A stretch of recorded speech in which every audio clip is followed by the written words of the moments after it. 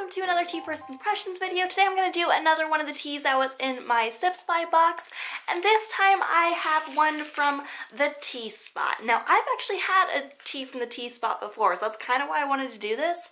I had gotten a sample of it at the Midwest Tea Fest whenever I went in 2015 or 16. One of those years. I did do a whole video about my experience there and then a whole video about all the goodies I got there. So if you want to see those, I'll link them down below. But while I was there, I did get one of these and its packaging had stuck out to me.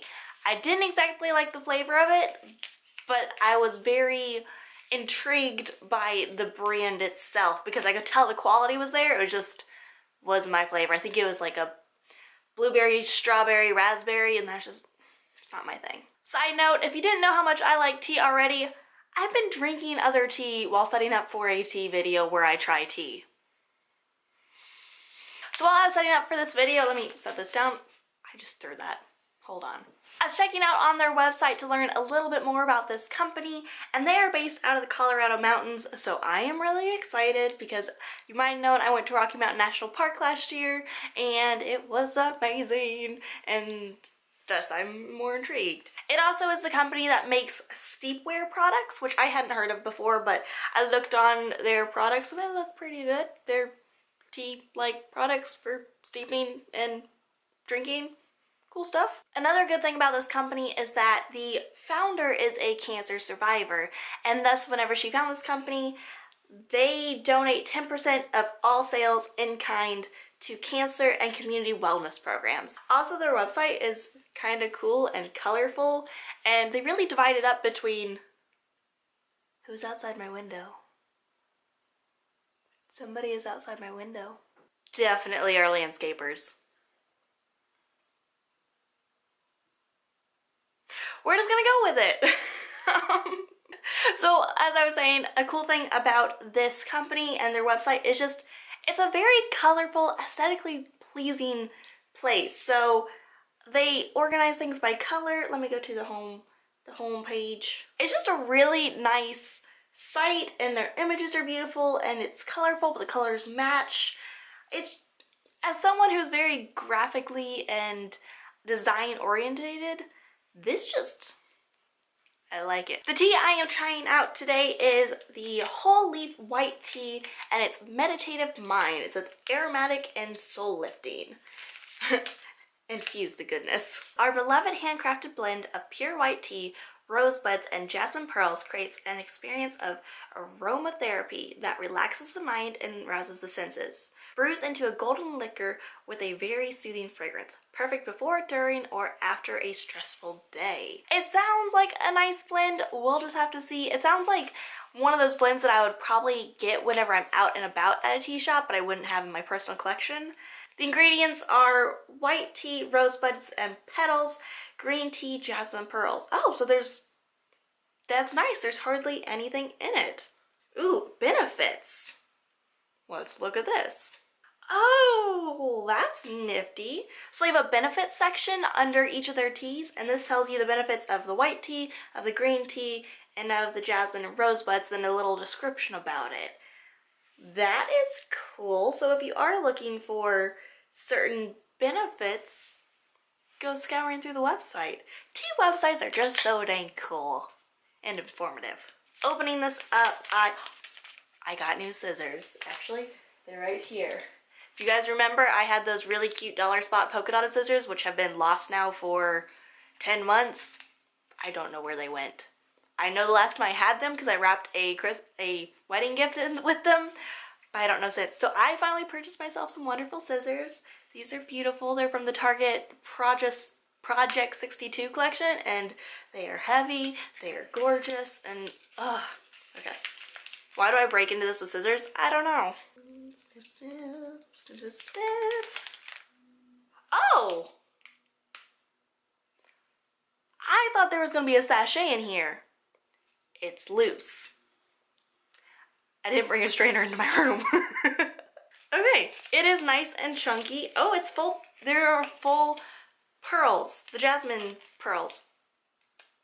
Oh!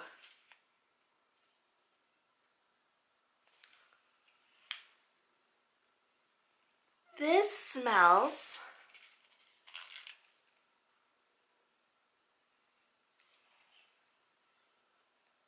Okay, I understand why they call this the meditative mind. I would almost say it has a sensual scent, because that's what rosebuddy sort of teas are. Normally they're live teas. Why did I say it like that? Or something of that sort. But because it has the jasmine background in it, it just makes it a light, calming tea you want to drink alone. That being said, I do drink most of my tea alone, but you get what I mean. And there's so many big pieces. All of it's big pieces. So how much is in here? 1 pack of tea leaves. So I just dumped this whole thing in. Let's try it.